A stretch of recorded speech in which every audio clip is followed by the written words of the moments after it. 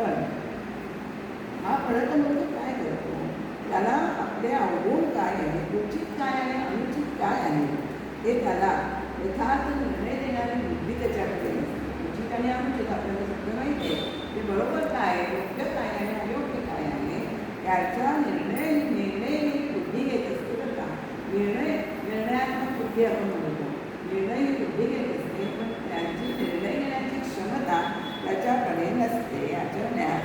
पण अशी उचित आचरण्यास आणि अनुचित नाकारण्यास त्याच्याकडे उचित आचरण्यास आणि अनुचित नाकारायचे आणि उचित आचरायचे याच्यासाठी आवश्यक जे मनोबल लागतं ना ते त्याच्याकडे नसतं. आणि अविद्येचा जो हा मोठा विलक्षण असतो त्यामुळे शहाणी माणसे सुद्धा प्रसंगी मोहाने मूर्खासारखी वागतात. हे आपण आत्ता चालू जगातही आपल्याला दिसून येतं. परमार्थाच्या क्षेत्रात शहाण्या मूर्खांचा धोरणा अधिक आढळतो.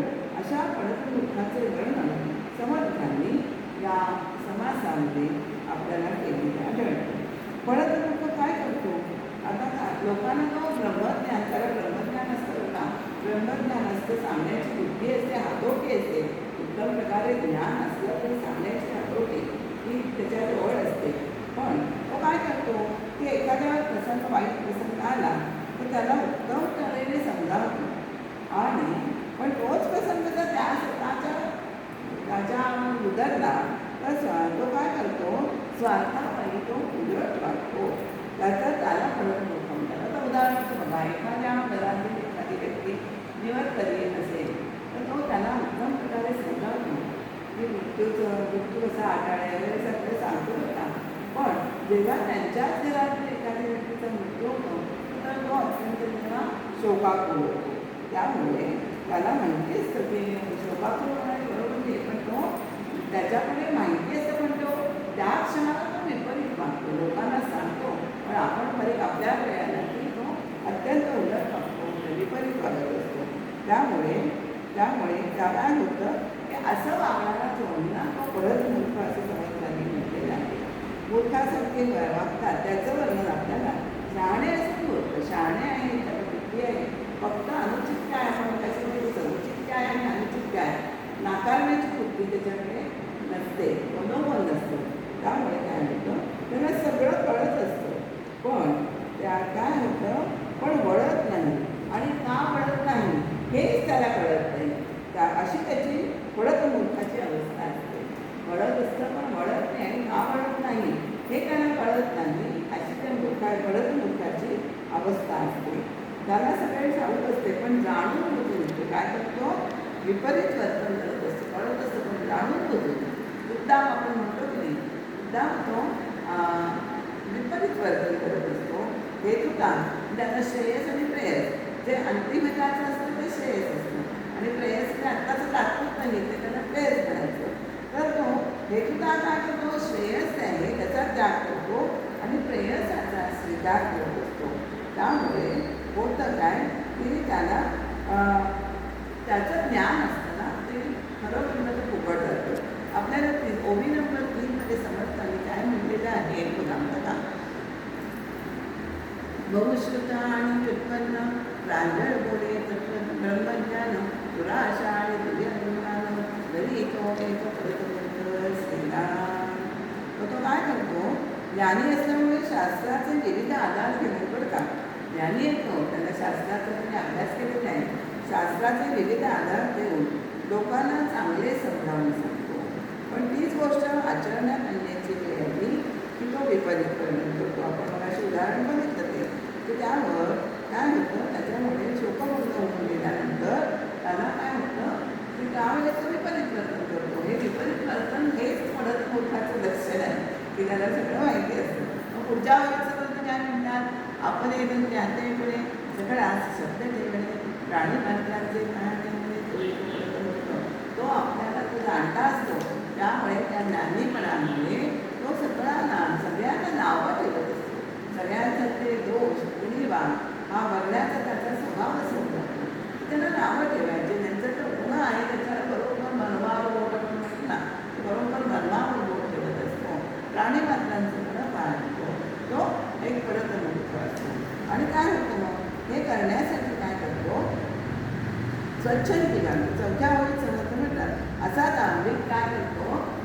स्वच्छंदी वागणं.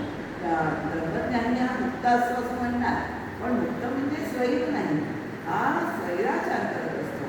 हा मुक्त ब्रह्मज्ञानी आहे, पण त्याला अभिमान झालेला आहे, आणि अभिमानाचं झालेला असेल तरी सगळं ज्ञान जे असतं ते फुकट जातं. ग्रंथावळी समर्थ म्हणतात की असा तांबी गुरु स्वच्छंदी वागण्याचं समर्थन करत असतो. मुक्त क्रिया प्रतिपादी सगुण भक्ती उच्छेदी, म्हणजे त्याला ज्ञान झालं आहे तर तो काय म्हणतो, त्यामुळे ज्ञान झालं ज्ञानी, म्हणून ज्ञानी आणि भक्त असं आपण एक लक्षण बघितलेलं आहे. दोन्ही आपल्याला एका ठिकाणी मिळत नाही. ज्ञानाने तो भक्तीला उच्छेद करतो, भक्तीचा सगुण भक्ती तो कमी लेखतो. म्हणून ज्ञानी आणि भक्त असं अशी जोडी मिळणं हे दुर्मिळ आहे. आपण मागे बघितलेलं आहे की अशा जोड्या म्हणजे सोन्याला सुवर्ण असं आपण म्हणतो, तशी ज्ञानी आणि भक्त हे फक्त महानुभाव संत आहे तेच असतात. तर त्या काय म्हणतो, सज्जा काय म्हणतो, मुक्त क्रिया प्रतिपादी सगुण भक्ती उच्छेदी सदर्भ आणि साधक नेमके मला ज्ञान जाणीव झाली, मग मी साधक कशाला करायचं अशी त्याची धारणा होत राहते. आणि हे सांगून सदर्भाविषयी मूर्तीपूजा आपण म्हटलं की सगुण भक्ती म्हणजे मूर्तीपूजा आली ना, त्या सगुण पूजेचा मूर्तीपूजेचा म्हणजे तो उच्छेद तो म्हणजे सगुण पूजा तो निंदकर्म आहे असं तो समजतो, आणि साधना करण्याची त्याला गम्य वाटत नाही. स्वधर्माविषयी याच्यामध्ये तो करतो काय की ज्याचे जे अनुयायी आहेत ना त्यांचा बुद्धिभेद करतो, म्हणजे त्यांच्या ते जरी त्या मार्गाने जात असतील ना तर हे विपरीत म्हणून त्यांना त्या मार्गापासून वेगळा ठेवत असतो. त्यांना कोणी प्रश्न विचारलं तर ते काय करतो, संभ्रमात टाकणारे उत्तर हा कायम देत असतो बरं का. पडत मूर्खाच्या तोंडी वाक्य कशी असतात का बघा, की तो काय म्हणतो, आता आम्हाला ज्ञान झाले आहे, परत ब्रह्मापर्यंत आम्ही पोचलेलो आहोत, मग आता आम्हाला साधन करण्याची गरजच नाही आहे, आणि आम्ही प्रत्येक माणसात देव बघतोय, प्रत्येक प्राणी मात्रात आम्ही देव बघतो, अशी त्याची वाक्य असतात बरं का. आम्ही सोहळे म्हणजे काय, सोहळे दिसले म्हणजे पवित्र आहे असं असतं का, आम्ही मनाने पवित्र ही त्याच्यात आमची वाक्य आहेत बरं का. खरं तर तुमचं असं वाक्य प्रचार कायम आपल्या तोंडी वापरत असतो, अशी वाक्य. आम्ही मनाने पवित्र शुद्ध मनेच आमचे सोहळे आहे बरं का. नुसते काळ कुठून किंवा पंढरीला पायी जाऊन वारी करून कुठे विठ्ठल भेटतो का, त्याचा काय उपयोग आहे वारी करून. ज्ञानेश्वरी ही जगली पाहिजे किंवा दासबोधा जगला पाहिजे, आचरणात आणला पाहिजे, अशी त्याची वाक्य असतात. आम्ही जगतो आहोत तसाच तुम्ही पण जगा, म्हणजे मी करतोय, मी जगतोय, मी ज्ञानेश्वरी जगतोय, मी प्रत्येक प्राणी मात्रात भगवंत बघतोय, हा जो अहमपणा आहे ना तो त्याचं त्यामुळे त्याचं हे ज्ञान असतं ते व्यर्थ जात असतं. अहंकाराचा मूर्तिमंत पुतळा म्हणजे तो अहंकारी, म्हणून तो अशी अहंकारी विधान करत असतो बरं का. बिंदासपणे आणि निर्लज्जपणे, त्याला ही विधानं करताना काहीही वाटत नाही, तो बिंदासपणे या विधानं करतो, निर्लज्ज सारखा बोलत असतो. आणि असा माणूस कर्तव्य टाळताना सुद्धा काय करतो बघा, आपल्याला लक्षात घेण्याचं आहे की संतवचनाचा आधार तेव्हा घेतो. संतवचनाचा आधार त्याला अर्थ माहिती असं अर्धा, पण तो आधार घेतो संतवचनाचा. कोणत्या बाबतीत तो आता आधार घेतो बघा बरं का. काय म्हणतो, जाणून हे आधार, तो आधार काय घेतोय की याच अर्थाने म्हणते आता आजारी माणसांची आईवडिलांची सेवा करायची असेल, त्याला करायची नसेल तर तो काय म्हणतो की किती दिवस असं आपण मायेत गुंतून राहणार, मायेत गुंतून तर बर्बाद कधी करणार, अशी त्याचे वाक्य कोणते समर्थानेच म्हणलेलं आहे ना. कैसी माता कैसी पिता, हे तुझ्या सुखदुःखाचं सांगाती नव्हे, हे तो आपल्याला टाळायचं कर्तव्य म्हणून ही वाक्य समर्थांच्या तोंडची वाक्य हा स्वतः वापरत असतो बरं का. तर सांभाळ करणार नाही किंवा पत्नीचा सांभाळ करायचा नसेल त्याला तर तो काय करतो, सीतेचा त्याग जसा रामाने केला आहे किंवा माझ्या कोणीच्या पत्नी याचं माझ्या घराचं उदाहरण, सीता रामाचं त्याग सीतेने रामाने सीतेचा त्याग केला आहे, ती उदाहरणं अशी मोठी उदाहरणं. म्हणजे आपला अहंकार जपण्यासाठी हा देवाला वेठीच धरतो हे म्हटलं तर पावलं नाही. देवाची उदाहरणं द्यायची पण कशा करता तुम्ही त्याच्या उलट तुम्ही बोलताय, ज्याचं जो आहे त्याचा विपरीत अर्थ काढून काढून ते लोकांना तुम्ही पटवून देत आहे, हे पलतमूर्खाचं लक्षण आहे. त्यामुळे ज्ञानाच्या अहंकाराने तो सर्वांनाच नावं ठेवत जातो आणि आपल्याला ज्ञातेपणे सगळं असं शब्द ठेवणे, प्राणी मात्रांचे पाहणे होणे, तो एक पलतमूर्ख असं समजताना पुढच्या ओळीचे आपल्याला म्हटलेले आहे. आणि स्वतःचा सार्थ साधण्यासाठी तो काय करत असतो, शिष्याचा साधन म्हणून उपयोग करत असतो. मग त्याला काय करायचं आहे, तो गुरुस्थानी तो बसतो. त्यामुळे तो काय करतो, शिष्याला न पाळता येतील किंवा त्याची कुचंबणावी आज्ञा पाळताना अशाच आज्ञा तो विचार तो शिष्य पाळू शकणार नाही आहे अशा आज्ञा करतो. आणि त्यामुळे अशा आज्ञा केल्याने कुचंबणावे किंवा आज्ञा पाळली की अर्थात तो गुरुच्या मनात उतरेल अशी त्याची धारणा असते. त्यामुळे तो काय करतो, हा अशा विचित्र आज्ञा ह्या शिष्याला करत असतो. आणि काय करत असतो, त्याला काय म्हणते, आपल्याला असं सांगतात की ही कामं जे असतात, सदाचाराचं महत्त्व माहिती असून भ्रष्टाचार करतो आणि हा मूर्ख समाजात हे विषादी म्हणजे हे विचार त्याचे जे आहे विषमत आहे की त्याच्यामुळे समाजाच्या भक्ती अध्यात्म हे मोडकळीस येऊ शकतं त्यामुळे विचार पसरवण्याचे काम घातकी कामात अत्यंत प्रभावीपणे करत असतो त्याच्यासाठी. आणि काय करत असतो, बुद्धिभेद करत असतो. बुद्धिमत्ता लाभलेली आहे त्याला, परमेश्वर कृपेने प्रतिभा लाभलेली आहे, पण तिचा वापर तो सर्वसामान्यांचा बुद्धिभेद करण्यासाठी करतो. हे अशी विधानं करणं हे म्हणजे बुद्धिभेदाचं सामान्य लोकांचं बुद्धिभेद करणं, त्या मार्गापासून त्यांना वेगळं करणं, त्यासाठी तो करत असतो. आणि सामान्य जनतेची दिशाभूल करत असतो. बुद्धिभेद करतो, दिशाभूल करतो की त्यांना वेगळ्याच दिशेला न्यायचं आहे. म्हणजे भक्ती करत असेल तर भक्तीच्या बरोबर मोठं बोलायचं.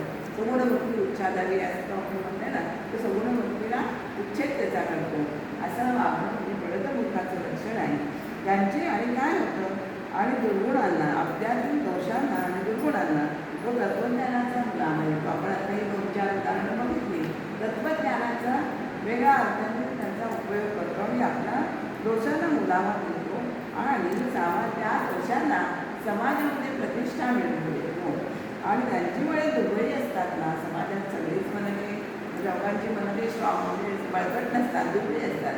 त्यांची मनं दुबळी असतात आणि उत्सुक असे असतात. असे लोक अशा तर्कबुद्धीच्या माणसाच्या गोंड्याला बोलतात आणि त्यांच्या जीवनात दुर्गुणांना निश्चितपणे मान्यता मिळत असते. आता आपल्याला सध्याच्या काळात मुलाचं उदाहरण द्यायची झाली तर आपल्याला सगळ्यांना माहिती आहे समाजासाठी कोणते वारे आहेत. स्त्रीमुक्ती आंदोलन आहे, अंधश्रद्धा निर्मूलन आहे, विचार स्वातंत्र्य, लेखन स्वातंत्र्य, बुद्धी प्रामाण्यवाद, हे अलीकडे लोकप्रिय झालेले विविध विचार प्रवाह हे पलतमूर्खांच्या लक्षणांचे उत्कृष्ट उदाहरण आहे असं आपल्याला सांगता येतं. या सर्व गोष्टी संतांनी त्यांच्या वाङ्मयात सांगितलेल्या आहेत बरं का, पण तो त्या संतांच्या वाङ्मयाचा त्यावेळेस आधार घेत नाही, तत्त्ववादाचा संदर्भ देत नाही. त्यांचं कारण त्यांचा हेतूच शुद्ध नाही आहे. हा विचार प्रवर्तकांचा हेतूच शुद्ध नाही आहे.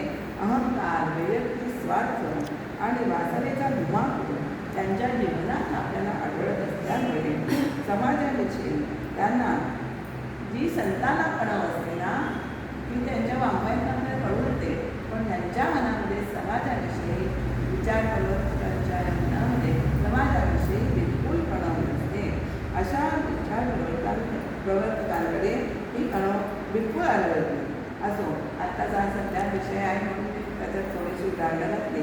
प्रपंचाच्या पसाऱ्यामध्ये सगळ्या स्वार्थाचा दुभाव असतोच, पण त्यामुळे प्रपंच क्षेत्रात पलतमूर्ख आढळतात त्याचं काही नवल नाही.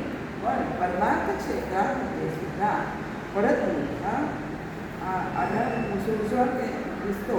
पण परमार्थाचा मार्ग कसा आहे, पूर्ण वैराग्याचा, अनासक्तीचा आणि निस्वार्थपणाचा मार्ग आहे. तरीसुद्धा त्यात पलतमूर्खांचा आपल्याला सुसवाट झालेला आढळतो. त्यावेळेसच हे मग अध्यात्माने ते मोडकळीस होतं आणि काय होतं, अतिशय गंभीर गोष्ट आहे आणि ही गांभीर्य समर्थांनी ओळखलेले आहे.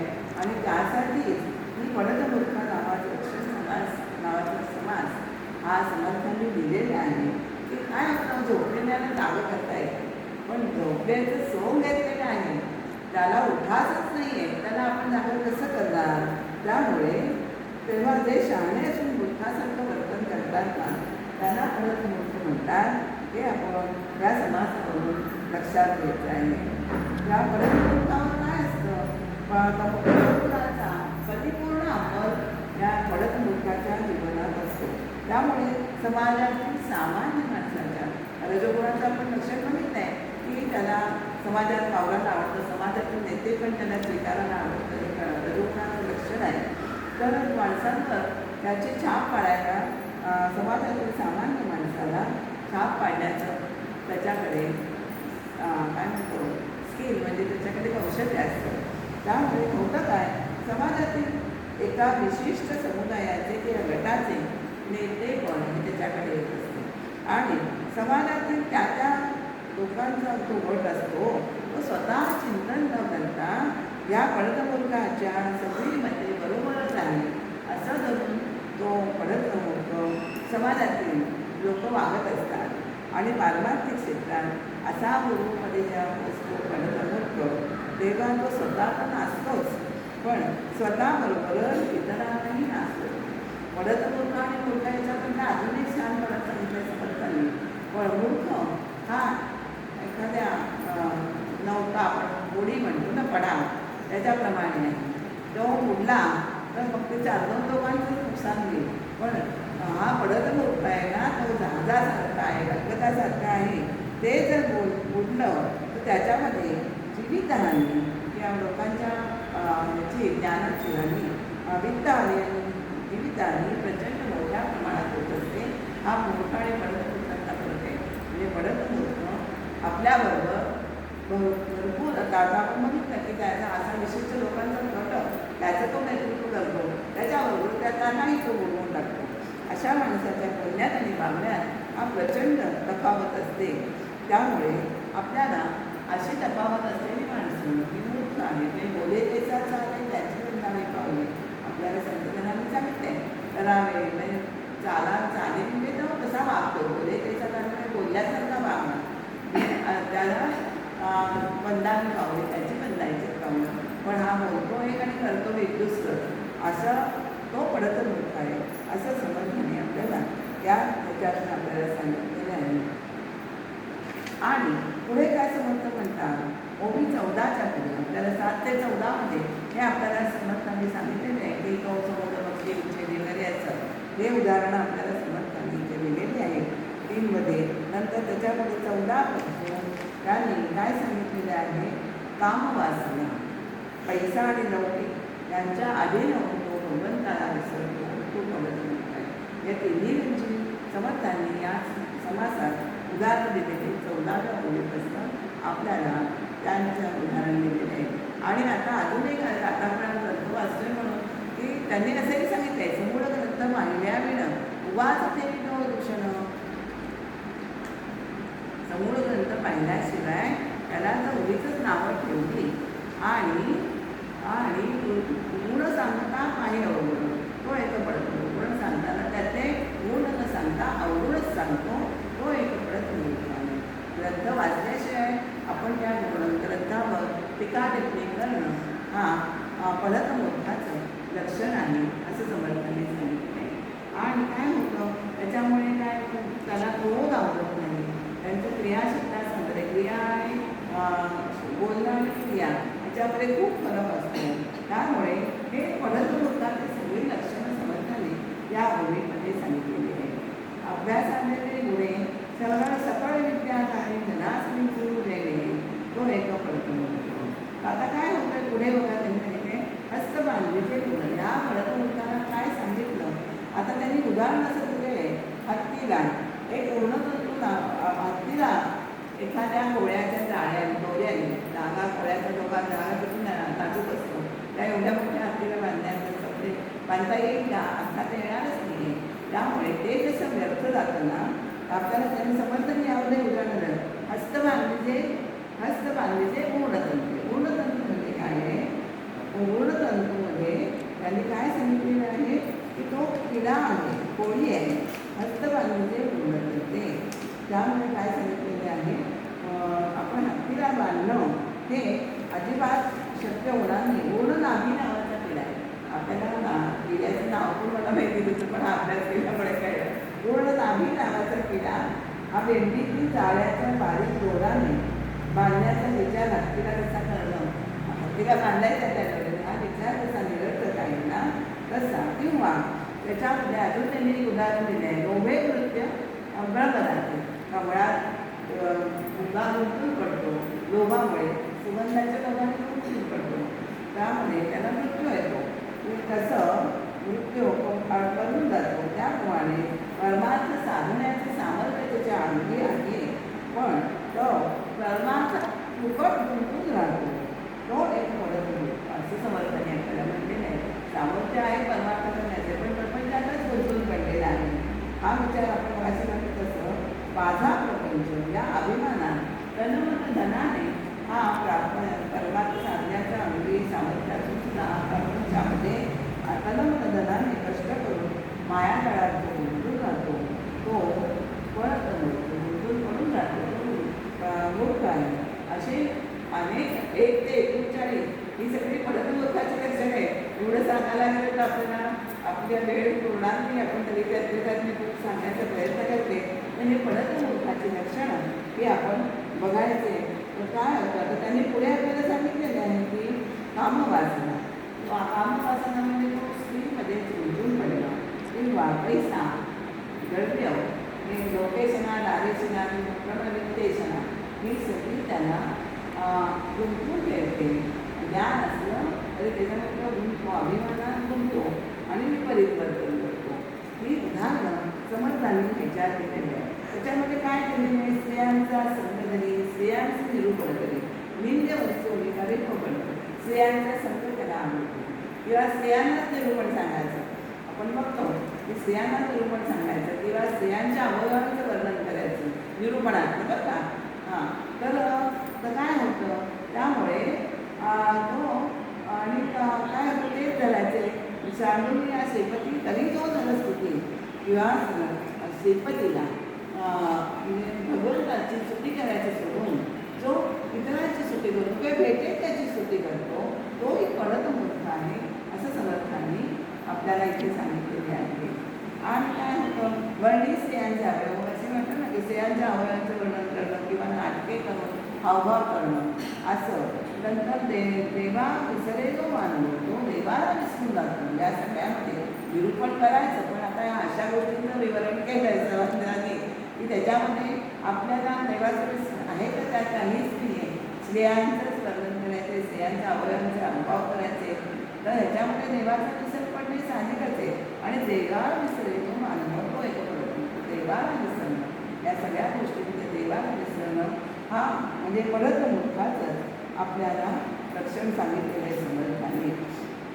म्हणजे काय तर सांगितलं तसं स्त्रियांचे संगतीत रमणारा, स्त्रियांनाच ब्रह्मज्ञान सांगणारा, ज्यामुळे नित्य वस्तूंचं सेवन करणारा हा पडत मूर्ख किंवा ज्यामुळे स्वतःला कमीपणा येतो तो सुद्धा, आणि तेच मनात धरून बसायचं आहे, त्याने सुद्धा कमी कमानं येतं तर मनात धरून बसला मी देहच आहे. त्याच्यामुळे स्वतःला मी देह मी आत्मा आहे अनुभूती त्याला ब्रह्मज्ञानी येतो, पण मी देह ह्याच्यामध्येच तो गुंतून पडलेला आहे. त्यामुळे काय होतं, अशी भावना झाली असल्यामुळे तो पडत मूर्ख आहे असं समर्थांनी सांगितलेलं आहे. आणि भगवंताची स्तुती करायची सोडून तो इतरांची स्तुती करतो, भेटेल त्याची तारीफ करत असतो आणि स्त्रियांचे अवयव वर्णन करतो. हे सगळं आपल्याला समर्थांनी यायचं सांगितलेलं आहे. तर मुख्य भगवंताला विसरणं हे पडत मूर्खाचं लक्षण आहे. आणि आपल्याकडे जर ऐश्वर्य असेल तर त्या मोमेंटीत इतरांना कमी देखायचे, कमी देखतो तो पडत मूर्ख आहे. ब्रह्मज्ञानी निंदा आहे, विरक्त आहे, ब्रह्मज्ञानी आहे, महायोगी आहे, पण एवढा अधिकार त्याला प्राप्त झाला आहे, पण तो काय करतोय, सिद्धींचा वापर करतोय आणि लोकांना मुळीशी सांगत सुटला आहे. तो सुद्धा पडत मूर्ख आहे. ब्रह्मज्ञानी असून तुम्ही अशी सिद्धी म्हणजे परमार्थातली अडथळा आहे, भेटी परमात्मा भेटीपासून आपण सिद्धींमुळे लांब करतो, पण त्यांनी सुद्धा त्यांना सगळं असून सुद्धा सिद्धींचा वापर करत असल्यामुळे तो काय करतो की लोकांना भविष्य सांगत असतो. आणि भविष्य म्हणजे तो पुन्हा व्यवहारातच आला ना, व्यवहारात भविष्य आपण व्यवहारात लोकांना जाणार त्यांचे भविष्य सांगत शिकतो आणि म्हणजे परमार्थ राहतो बाजूलाच, पण हे लोकांच्या भविष्य सांगण्यात म्हणजे तो पुन्हा प्रापंचिकातच गुंतून जातो. तो एक पडत लोक. आणि चांगलं बायकाला मिळालं ना तरी सुद्धा त्याची वृत्ती अशी असते की त्याचे दोष काढायचे किंवा दुसऱ्याचं चांगलं झालं तर ते बघवत नाही, दोष काढायचे. त्या चांगलं निरूपणात दोष काढत जायचं. गुणदोष काढणं हा त्याचा स्वभावच असतो, पण गुण ते घेऊन तो अंगी मानत नाही, हा त्याचा मूर्खपणा आहे. पण तो कशाला आणि कोणालाच भीत नाही. जो बोलतोय आणि करतोय हे सगळं स्वहित करून घेत नाही.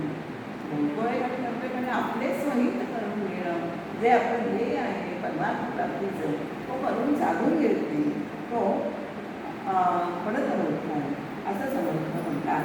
आणि काय म्हटलं पडत मूर्ख आणखी कशाला म्हणताय, त्यांनी तो म्हणजे भक्ती मार्गाने गेलाच नाही आहे, अगदी वैराग्य नाही त्याच्या कधी पूजन केलं नाही आहे, नाही कधी आणि आचरण केलं नाही. असूनही आचरण नाही, आचरण करत नाही येतो, आचरणात आणायचं आहे. ब्रह्मज्ञान हे नेहमी आपण म्हणतो की वेदांत आचरणात आणायचं आहे. आता मला शिकून आला तसं की दासबोध काय ज्ञानेश्वरी काय आणि वाच्याची नीती आचरणात आणायची असं तो अभिमानाने सांगतो. पण ही प्रत्यक्षात वस्तुस्थिती अशी की ग्रंथ वाचून आचरणात आणायचे असं. पण तो काय करतो, असे आचरण असूनही कारण आचरण रहित ब्रह्मज्ञान बोलतो. त्याचं आचरण तसं नाही, पण ब्रह्मज्ञान आचरण रहित बोलणं म्हणजे आचरा आणि मग ब्रह्मज्ञान सांगा. मग आपण म्हणतो ना स्वतः सांग काय लोकांसाठी ब्रह्मज्ञान आपण छोटे खंडणीत पाषाणाचं आपल्याकडे एक म्हण आहे, त्याप्रमाणे स्वतः कोरडाच राहतो पण लोकांना ब्रह्मज्ञानाचे बाता काय मारत असतो, तो पडत मूर्ख आहे. आणि प्रपंचाविषयी त्यांना अत्यंत आदर आणि ब्रह्माचा विषय अत्यंत मध्ये अनादर आहे. त्यामुळे तो काय करतो, प्रपंचाला म्हणजे प्रपंचाचा समजून तो प्रपंचाचा आधार घेत असतो आहे. आपण काय म्हणतो की परमेश्वराचा आधार वाटला तरी तुम्हाला प्रपंचाचा आधार वाटतो. प्रपंचविधात असलेल्या पैशाचा आधार त्याला वाटतो, आपल्या नातेवाईकांचा आधार वाटतो. वस्तुता हे आधार सगळे खोटे आहेत. परमात्म्याचा आधार म्हणून हेच खरं वाटणं हे खरं आहे, धरायला पाहिजे, पण तो धरत नाही त्याप्रमाणे. त्यामुळे आणि अयोग्य म्हणजे दुसऱ्याला बरे वाटावे म्हणून अयोग्य बोलतो. आपण म्हणतो ना की लोकांना आवडतं चांगलं बोललेलं, पण बरं वाटावं म्हणून नाही, त्याचं हित पण त्याच्यात बघायचं आहे आपल्याला की त्याच्या हिताचं असेल तर आपण चांगलं बोलायचं आहे. पण तो लोकांना बरे वाटावं म्हणून तो अयोग्य देखील बोलत असतो. आणि काय होतो, त्याचे चांगले वागण्याचे बरोबर सोंग करतो. चांगलं वागण्याचं सोंग करणं हे सुद्धा त्यांना जमतं होतं. म्हणजे आपल्याला उत्स्फूर्त चांगलं वागणं हे आपल्याला नक्कीच कळतं सामान्य माणसाला, पण हा तिथे नोंद करतो चांगलं वागण्याचा म्हणजे बरोबर चांगलं, पण आतमध्ये काय आहे काय बगल में छोटी आणि मी राम असं त्याचं वागणं असतं. हे परत मोठाचं लक्षण आहे. त्यामुळे वरवरचे वागणे हे सोंगासारखं असं त्याचं आणि चालते बरं वाटावं, सोंगासारखे बरोबर चालते, पण करू नये ते कर्म ते लपून छपून करत असतो. आपण म्हणतो अंधारात वाईट कर्म केलेलं तर असं आपण म्हणतो, गुजरात नाही केलेला, करू नये ते कर्म लपून छपून करतो म्हणजे ते अनित्य कर्म आहे, तो लपून छपून करण्याचा प्रयत्न करत असतो. आपला मार्ग चुकला हे कळतं त्याला, पण त्या मार्गापासून जो पुन्हा बरावतो दुसऱ्या चांगल्या मार्गावर यायची त्याची तयारी नसते, म्हणजे त्याचं हा पडत मूर्ख आहे. चुकलेला समजत आहे पण कळत असून पडत नाही असं म्हणतो ना. चुकलेला कळतं पण तो बाजूला त्या मार्गापासून बाजूला होत नाही, तो पडत मूर्ख नाही. ओवी 30 समर्थ काय म्हणतात, रात्रंदिवस परिश्रमण काय करतात. ओवी 30 समर्थ असं म्हणतात, तो रात्रंदिवस श्रवण करतो पण आपले अवगुण सांगत नाही. श्रवणाचं फळ काय आहे की क्रियामालिकेचं काळ आपल्यातले अवगुण आहे ते तुम्ही त्यागले पाहिजे. रात्रंदिवस तरी रात्रंदिवस श्रवण करतो नका, पण न सांगली आपले अवगुण स्वहित आपले नेणे आपण पोहे करतो. आपले अवगुण सांगली नाही, सांगत नाही, तो सोडत नाही म्हणजे. आणि स्वहित काय आहे आपलं ते जाणत नाही, तो एक पडतो मोठा आहे असं समजताना आपल्याला इथे सांगितलं. निरूपणाला त्याच्या बरेपणे मोठे मोठे संत लोक येऊन बसले, श्रोते बसले, पण त्यांना तो शुद्र लेखून पुढचं त्यांच्या पुढे बोलत असतो. त्यांना अगदी म्हणजे खरे अधिकारी श्रोते आहेत, पण त्यांना तो शूद्र लेखतो आणि त्यांना असं शूद्र लक्षून बोलत असतो, तो बोलत नव्हते. आणि शिष्य झाला अनधिकारी, म्हणजे आपण मग अशा ओळखीत की शिष्य अशी वेगळीच आज्ञा केली की तो पाळूच शकत नाही, तर तो अनधिकारी झाला. पण तरीसुद्धा त्याचा जो साधन म्हणून उपयोग करतो आपण मगाशी बघितलं, पण दादा आपला स्वार्थ साधण्यासाठी तो काय करतो, त्याचा साधन म्हणून उपयोग करतो. शिष्य झाला अनधिकारी आपली अवज्ञा केली, पुन्हा त्याची आशा झाली, पुन्हा त्याच शिष्याचं जवळ होतो, त्याची बंधन करतो. हे पडत मूर्खाचं लक्षण आहे. आणि होत असताना निरूपण देहाचं निरूपण पण आता आपण देहधर्म आपल्याला सगळ्यांनाच माहिती आहे. निरूपण असताना सुद्धा एका वेळेस आपल्याला शिंक येते, खोकला येतो, आपल्याला बाथरूमला वगैरे जायला लागतं, पण त्याच्यामुळे उन्हाळी पण आला आहे असं तो समजतो आणि मग उगीच चिडचिड करतो. तो सुद्धा परत होत आहे. रोज वैभवाचे म्हणजे सद्गुरूचे आपल्याला वैभव प्राप्त झालं, त्याच्यामुळे त्याने मार्ग देऊन जो सद्गुरूला उणे लेखतो, सद्गुरूला कमी लेखतो, उपेक्षा करतो. आणि गुरु परंपरा तर आपल्याला सगळ्यांना त्याला अभिमान पाहिजे. तुमची गुरु परंपरा काय आहे? गुरुंना परंपरा असते का की आणि हा गुरु आणि शिष्य हा संबंध या जन्माचाच नाही, पूर्वजन्मापासून आपला गुरु शिष्याचा संबंध असतो. या जन्मी कुठलाच तो मर्यादित नाही. पण हा सद्गुरूंची परंपरा हा चोरून ठेवतो, लपवून ठेवतो, तो पडत मूर्ख आहे. ज्ञान करून तरी स्वार्थ कृपणासाठी ज्ञान बोलतो, पण स्वार्थासाठी. आपल्या ज्ञानाचा उपयोग स्वार्थासाठी. परवा आपला विषय झाला की परमार्थ करायचे, सांगायचे, ज्ञान लोकांना निरूपण करायचे, पण त्याच्या आधी आपण विधावी ठरवून बोलणारी श्रोते म्हणजे वक्ते आहेत, मलाही अनेकांनाही माहिती आहे. पण त्याचं तुम्ही काय करता? स्वार्थ साधता. ज्ञान असून स्वार्थाखाली तुम्ही परमार्थ साधायचा, पण तो अर्थरहित साधला पाहिजे, म्हणजे पैशाची अपेक्षा न करता साधला पाहिजे. आणि धन असून सुद्धा तो कृपणासारखा वागतो. कृपण म्हणजे कंजूस. त्यासाठी अर्थासाठी लावी परमार्थ आपल्याला ह्याच्यासाठी अर्थासाठी म्हणजे धनसंचय त्याच्यामध्ये करणं, त्याच्यासाठी तो लावतो. म्हणजे परमार्थ हा पैशासाठी वापरतो, तो पडत मूर्ख आहे असं सगळ्यांना. आणि वर्तल्याने सगळी ब्रह्मज्ञानाला आपण लावी. वर्तल्याने शिकवे. ब्रह्मज्ञान तुम्ही सांगता तेव्हा ते आपल्याला वर्तल्याने आचरण करायचे आणि मगच त्याला लोकांना सांगायचे आहे असं समर्थाने ते सांगितले. भक्तिमार्ग अवघामुळे आपण ऐसिया त्यामुळे होतं काय, अशा गंभीर गुरूंमुळे हा परमार्थ हा अत्यंत मोडकळीस येतो. आणि आता होतं काय, प्रपंच गेला हातीचा, प्रपंचही साधत नाही आणि देश नाही परमार्थाचा. त्यामुळे प्रपंचही जातो आणि परमार्थही हाती लागत नाही. अशी त्या पदतमुखाची अवस्था होते. देशी देवाकरणाचा आणि देवाकरणाचा देश त्याच्या मनात अत्यंत गुंतलेला असतो. आणि आता समजलं असं म्हणतात की त्यागावयावरून बोलिले पदतमुखाचे लक्षण विचक्षणे निघून करणं क्षमा केली पाहिजे. ही अवबोध सांगितले पदतमुखाचे ते विचक्षणांनी म्हणजे विचारबंधांनी ऐकून त्याचा त्याग करायचे यासाठी सांगितलेले आहे. आणि परममूर्खामध्ये म्हणतो जो संसारी माणूस होतो, संसारामध्ये जो सुख मानतो तो परममूर्खामध्ये मूर्ख आहे असं समजताना या शेवटच्या ओळी. आणि संसार दुःख आहे, दुःख आहे की नाही, संसार हे दुःखाचे मूळ आहे. एकदा तुम्ही त्या पुढचा निरूपण आता त्याच्यातच पुढच्या दर्शकाचे समर्थांनी विद्यारोपण म्हणतो आपण ते केलेले आहे. संसार हा संसारासारखं दुःख देणारं काही नाही. प्रापंचिकाची कहाणी पुढच्या दशकाचे विद्यारोपण आहे. प्रापंचिकाच्या कहाणीपासून पुढचा दशक हा सुरू होतोय की प्रापंचिका काय होतोय. आता आपण पुढे म्हणालो की जन्म होतो, तो वाढतो, त्याचे सगळे आधी आई ब्रह्म वाटते, सवंगिनी ब्रह्म वाटतात, वयात येतो, मग लग्न होतं. अशी त्या प्रापंचिकाची कहाणी समर्थांनी आपल्याला सांगितलेली आहे 5 समासात. त्यामुळे हे 5 समास आपण त्याचा ओझरता आढावा घ्यायचे आणि मग पुढे जायचे. आता झालेलं विवरण जे आपण आहे ते आपण सोबत नाचवणी हलवून करूया. आणि जन्मदुःखाचे लक्षणं गर्भवासाला पुढे गेला हा पुढच्या दशकाचा विषय समर्थांनी या 2 ओव्यांमध्ये आपल्याला सांगितलेला आहे. त्यामुळे कळतमूर्ख लक्षण नाम समासाने या दुसऱ्या दशकाची दुसरा दशक हा समाप्त होते.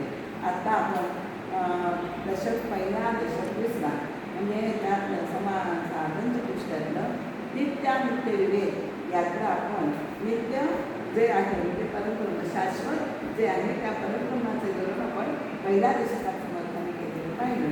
आणि दुसऱ्या दशकात अनित्य म्हणजे अशाश्वत माया या सगळ्या मायेला बुडून कसं वर्तन करतात त्याचं वर्णन आपण अनित्य या दुसऱ्या दशकात लक्षणाचा समास तो पण अनित्य त्याचं नित्यातलं अनित्य नित्यानित्यातलं अनित्य आपण दुसऱ्या दशकात पाहिजे. आता तिसरा समास आहे की स्वगुण परीक्षा. म्हणजे आपल्या अंगात आपल्या त्रिगुण असतात. आपण बघितले प्रत्येक व्यक्तीमध्ये त्रिगुण असतात. त्या आपली स्वतः आपण परीक्षा करायची आहे की आपल्यात कोणता गुण प्रकार आहे, रजोगुण आहे, तमोगुण आहे का सत्वगुण, असं आपण सगळ्या गुणांचं आपण वर्णन केलेलंच आहे या दशकामध्ये. त्यामुळे तो पुढचा समासामध्ये आपण पुढच्या वेळेस करणार आहोत. झालेली निरुपण सेवा समोर